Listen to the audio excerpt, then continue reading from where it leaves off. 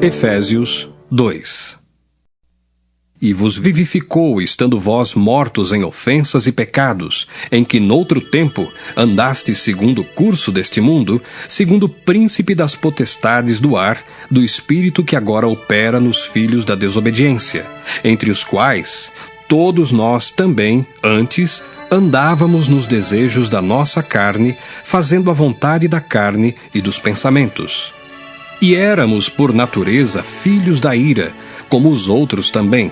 Mas Deus, que é riquíssimo em misericórdia, pelo seu muito amor com que nos amou, estando nós ainda mortos em nossas ofensas, nos vivificou juntamente com Cristo. Pela graça sois salvos, e nos ressuscitou juntamente com Ele, e nos fez assentar nos lugares celestiais em Cristo Jesus, para mostrar nos séculos vindouros as abundantes riquezas da sua graça, pela sua benignidade para conosco em Cristo Jesus. Porque pela graça sois salvos por meio da fé. E isso não vem de vós, é dom de Deus.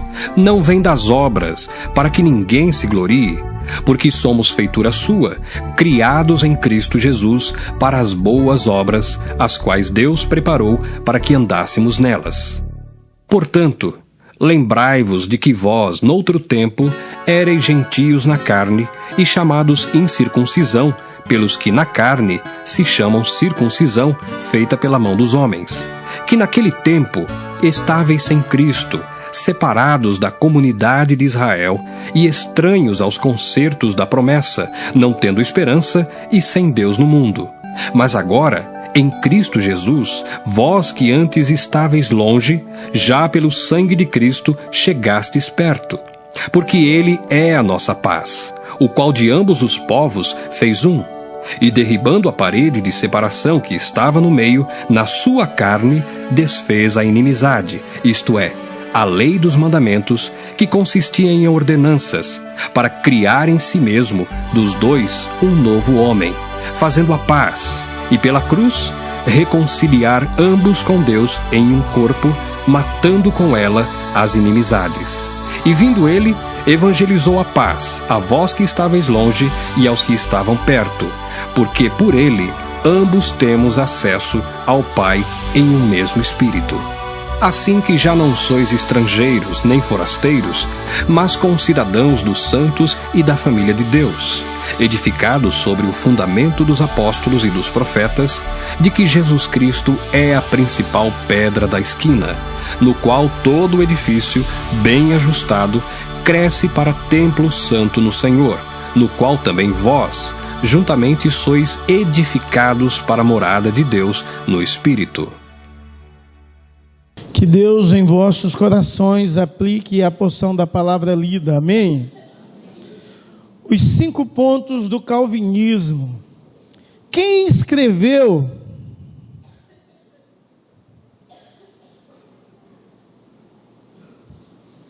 Quem escreveu os 5 pontos do calvinismo?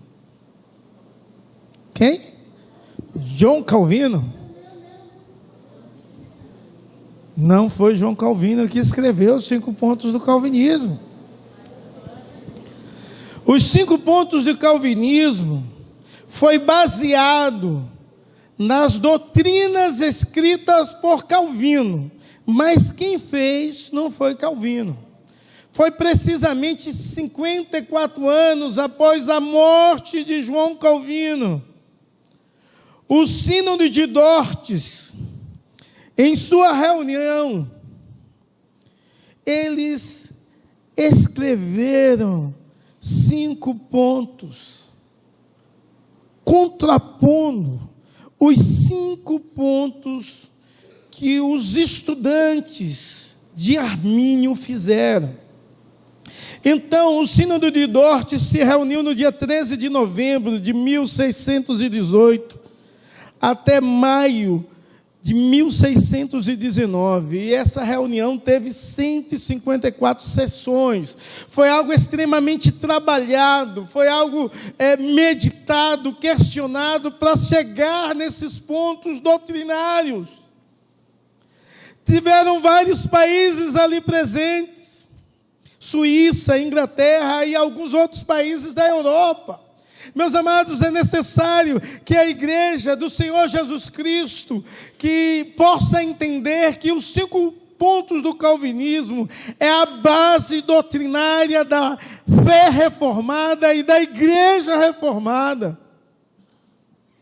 84 teólogos estavam ali discutindo sobre as verdades do que Armínio, Jacob Armínio, havia escrevido.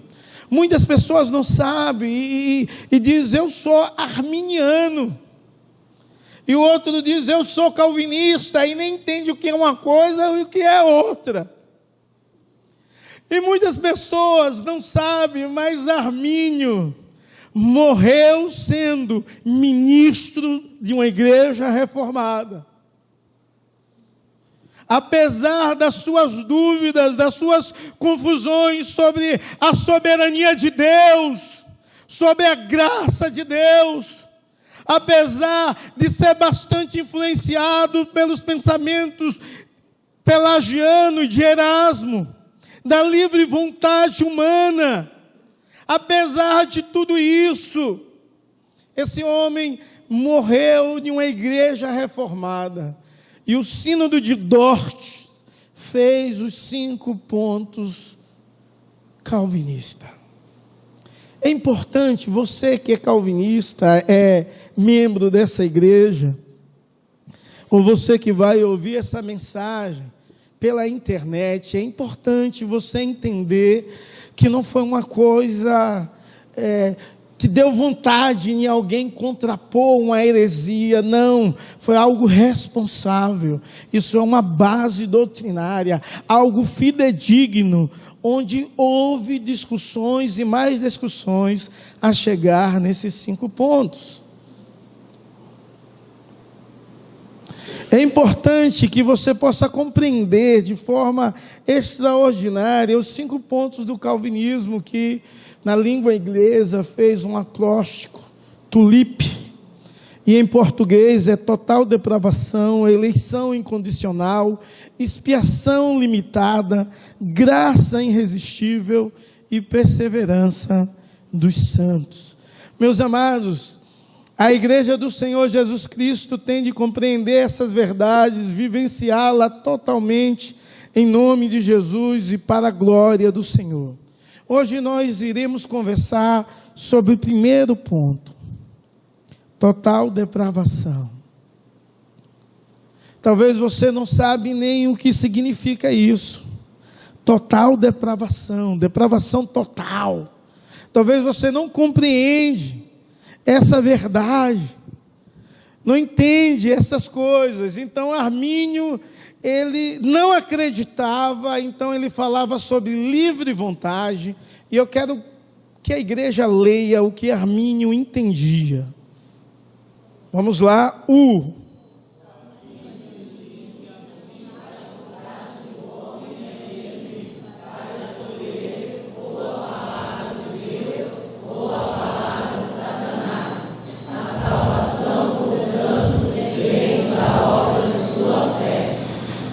Então, ele dizia que o homem é livre para escolher. E a salvação depende tão somente da sua fé. Vamos ver o que calvinismo fala sobre isso. E a igreja vai ler. Depravação total.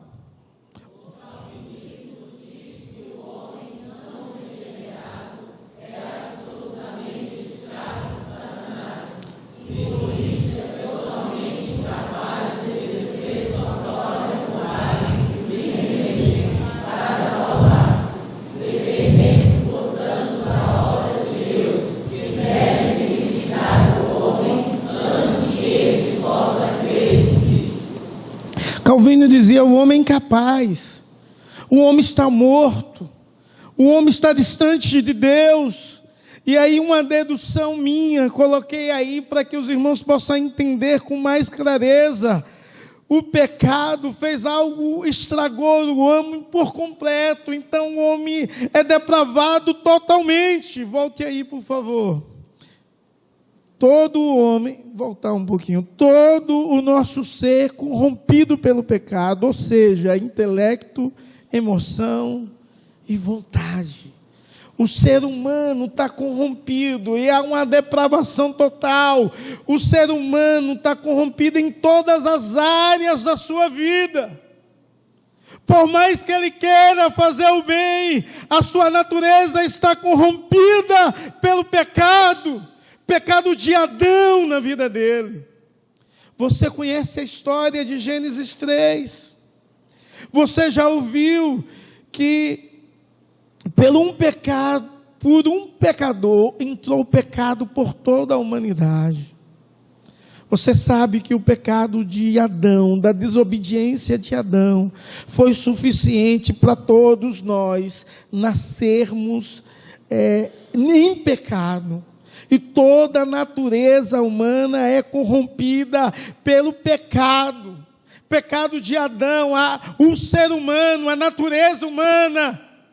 Tudo é corrompido pelo pecado, não é da forma que Deus desejava. Então, o seu intelecto, as suas emoções e as suas vontades são corrompidas pelo pecado. E Calvino então dizia sobre a total depravação do homem. O homem de si mesmo não pode alcançar a salvação. O homem de si mesmo não pode fazer nada bom. E você diz, pastor, como é isso?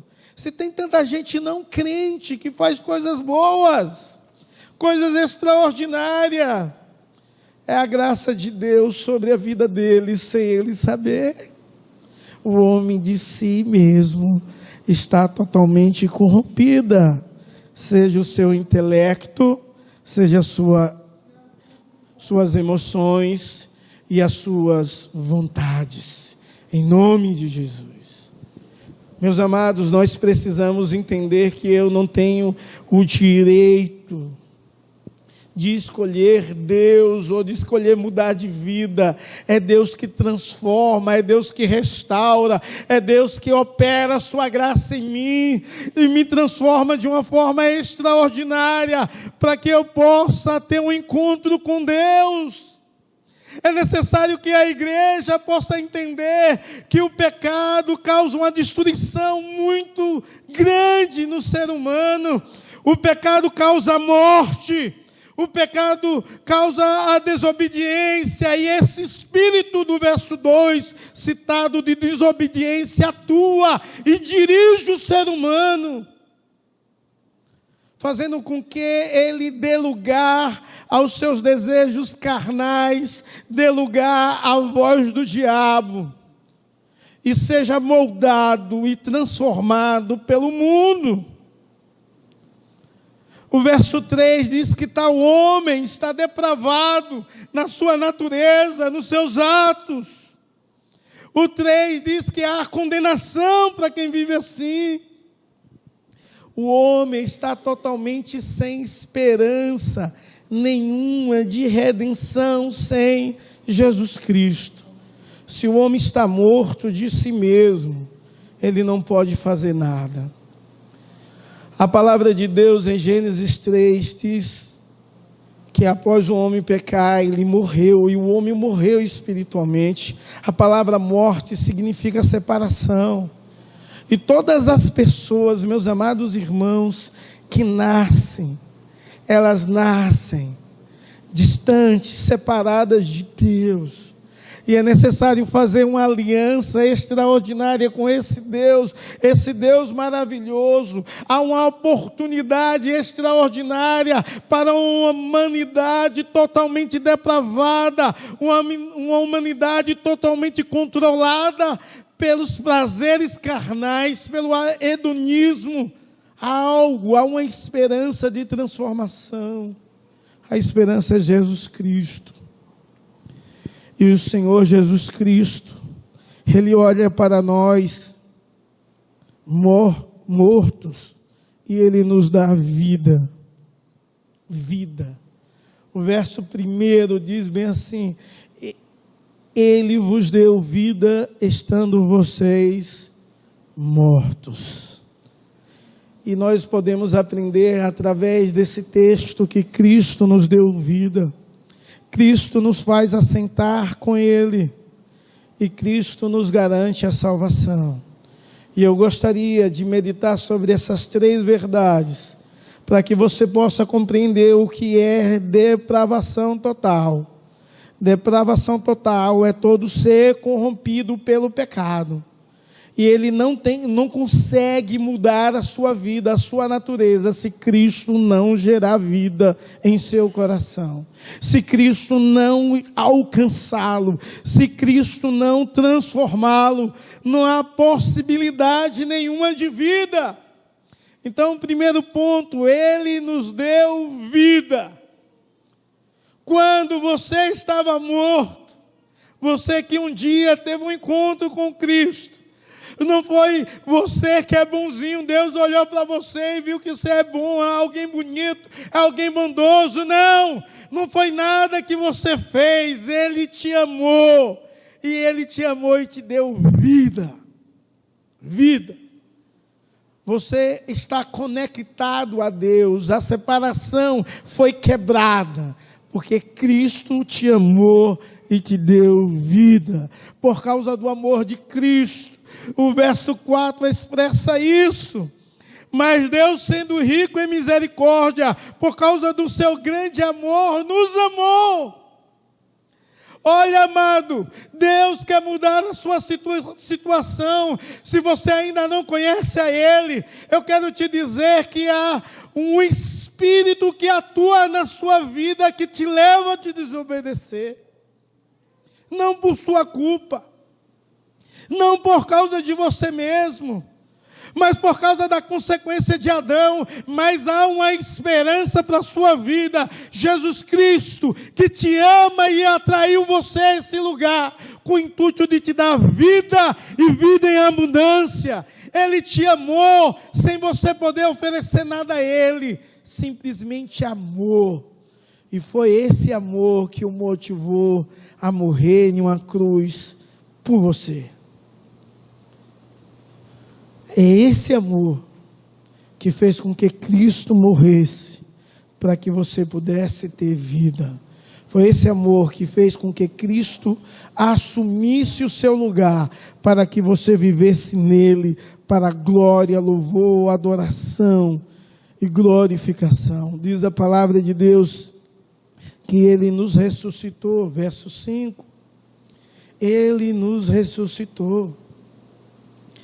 Quando Cristo ressuscitou, amados, Ele foi o primeiro a ressuscitar, dando esse privilégio a toda a humanidade que entendesse, cresce nele, toda a humanidade que Ele brotasse a fé no coração, porque a fé é um dom de Deus, e viesse a crer e se entregar e a ter vida, e vida em Deus, quebrando toda a separação que existia, e vivendo Deus mais uma vez ao lado do homem. É isso que Deus quer viver, é isso que Deus quer fazer na sua vida, é que você entenda que nele há vida. Ele diz: eu sou o caminho, a verdade e a vida, ninguém vem ao Pai se não for por mim. A palavra dele diz que Ele te amou de uma tal maneira, Deus te amou de uma tal maneira, ao ponto de dar o seu Filho, para que todo que nele crê não pereça, mas tenha a vida eterna. Deus te amou, e Deus, na pessoa do Senhor Jesus Cristo, ressuscitou, para que você venha ressuscitar e ter vida, e vida em abundância. O homem sem Deus é totalmente corrompido. O homem com Deus, ele é transformado, para que ele experimente cada vez mais da presença e da vida de Deus, do andar com Deus, do amor de Deus, de deleitar-se cada vez mais no Senhor Jesus Cristo. Mas o segundo aspecto que eu quero compartilhar com você: o que Deus fez por nós na pessoa do Jesus Cristo, vencendo toda a consequência do pecado em nossas vidas, toda a separação que o pecado causava, Deus nos fez assentar com Ele. Quando você lê esse texto, você vê que Jesus Cristo, de uma forma muito especial, no verso 6, Ele coloca a sua igreja em um lugar de honra. Nós falamos poucos nisso, mas em Cristo, através da vida de Cristo, Deus nos faz seus filhos. Nos assentar juntamente com Ele, Ele nos exalta. Exalta de uma forma extraordinária a minha vida e a sua vida, ao ponto de transformar não só a área espiritual, mas nos dá uma filiação magnífica como filho de Deus. Eu sei que muita gente que não compreende essas verdades diz bem assim, mas todos não são filhos de Deus. Todos são criados por Deus, sim, é de fato. Deus criou todo mundo, Deus criou tudo que existe, Deus criou todas as coisas visíveis e invisíveis, mas Deus quer te fazer como filho, diz a palavra de Deus, a todos os que recebeu, deu-lhe o poder de serem feitos filhos de Deus, a saber o que creem em seu nome, a todos dos quais Jesus Cristo transformou, deu vida, Ele exalta a situação de filho, porque a depravação da consequência do pecado não mais existe sobre a sua vida, nenhuma condenação há. O Senhor Jesus Cristo, uma das palavras da cruz que Ele diz é tetelestai, está pago, está consumado. Foi quitado toda a dívida, toda a separação foi religada através do sacrifício de Cristo na cruz. É necessário que a igreja possa compreender que esse Deus é bondoso e faz algo extraordinário por nós. Esse Deus nos garante a salvação. Salvação essa pela graça imerecida. É algo que é um favor de Deus para nós. Não há possibilidade do homem de si mesmo querer se aproximar de Deus, mas Deus, Ele vai ao seu encontro. Diz a palavra de Deus, de longe me deixou ver o Senhor dizendo, com amor eterno eu te amei, e por isso com benignidade eu te atraí, tu és meu. Deus garante a nossa salvação pela riqueza da sua graça em nossas vidas. E você pode ver isso de uma forma extraordinária nesses versos que foi lido. Verso 8, porque pela graça sois salvos, mediante a fé, isto não vem de vós, é dom de Deus. Se não vem de nós, então Jacob e Armínio está errado. Se somos salvos pela graça, então não é eu que tenho de tomar uma posição, é Deus que vai ao meu encontro. E Deus hoje está aqui, ao seu encontro. Deus hoje está aqui, querendo transformar a sua vida. Deus hoje está aqui olhando para você com amor.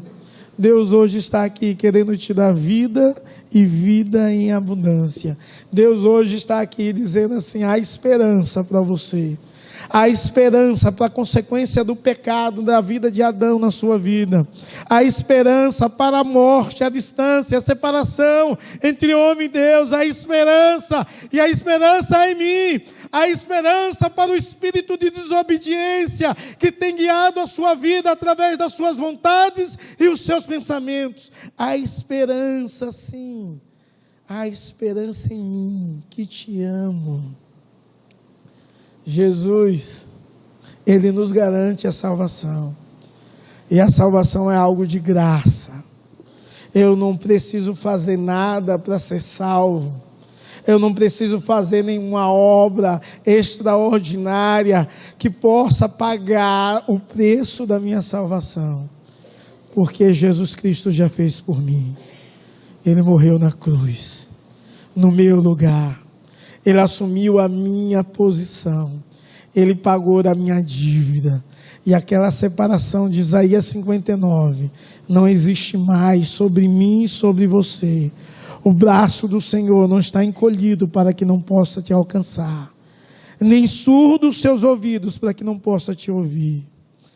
Mas o pecado que faz separação é perdoado em Jesus Cristo, e toda separação é tirada, porque Deus, na pessoa de Jesus Cristo, pagou o preço de salvação. Eu, quando dou carona a alguém, eu digo assim, a pessoa diz, mas você vai me levar? Vou. Mas isso vai custar alguma coisa? Eu disse, vai. O preço da salvação. Alguém paga por isso. Alguém paga. Jesus Cristo. Ele paga pelo preço da salvação. Ele paga. A salvação tem um preço, não para mim, não para você, mas há um preço enorme. Jesus paga. É como ele se preenchesse um cheque com a minha dívida e dissesse, está tudo quitado, eu paguei. O salário do pecado, diz a palavra de Deus, é o quê? A morte.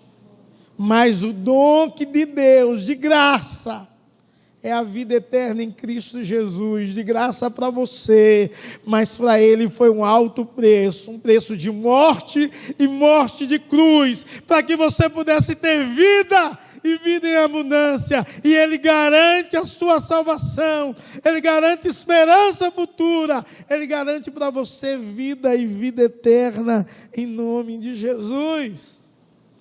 Mas até que eu me encontre totalmente com Ele, plenamente no céu com Ele, como eu posso agradecer, como eu posso viver para expressar esse Deus, o meu amor por Ele, em resposta ao amor dEle por mim.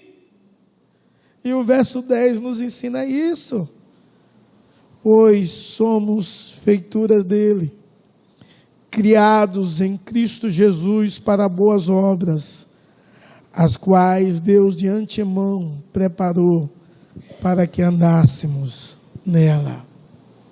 A finalidade é que você possa ser bênção, possa ser um cristão, aonde você estiver, exercendo boas obras, e as pessoas vejam Deus na sua vida. E você não vai ser salvo pelo que você faz, mas por ser salvo, você faz o que faz. Você abençoa as pessoas, você ama as pessoas, você perdoa as pessoas, você vive cristianismo dioturnamente e continuamente sobre a sua vida. E as pessoas podem ver Jesus Cristo em você. Sabe, amados irmãos, a depravação total fala de um pecado que leva à corrupção total da humanidade, em toda a sua esfera. Mas ela nos traz esperança de um Deus que perdoa pecado, de um Deus que nos deu vida, de um Deus que nos exalta, coloca em lugar de honra, nos faz sentar ao seu lado como filhos dele, irmão do Senhor Jesus Cristo, e um Deus que garante a salvação eterna. Esse Deus se faz presente nesse lugar. Esse Deus olha para você com amor. Esse Deus te chama de filho. Esse Deus deseja transformar a sua vida. Esse Deus deseja mudar a sua história. Esse Deus, nesse momento que está falando ao seu coração, quer que você entenda que a fé é brotado pela palavra, pelo ouvir e ouvir da palavra de Deus. Ele está semeando a palavra no seu coração, com a intenção que essa palavra gere vida, gere transformação, gere gratidão, gere amor a esse Deus que se doou para você, para transformá-lo completamente e mudá-lo de toda a consequência do pecado, fazendo de você uma nova criatura, irmão do Senhor Jesus Cristo, Filho de Deus e cordeiro com Cristo de todas as promessas contidas na palavra de Deus. O Senhor Jesus diz assim: vinde a mim e ouvi, e a vossa alma viverás. Se você ouviu a voz de Deus e é ovelha de Deus, as ovelhas do Senhor, ouve a voz do seu pastor a bater no seu coração, dizendo: eu quero fazer uma aliança contigo. Em resposta a essa palavra, você se rende a esse Deus, dizendo: eis-me aqui, Senhor. Quero viver para a tua glória. Quero ter como finalidade principal de vida glorificar o Senhor, através de tudo que eu venha fazer. Em nome de Jesus. Amém.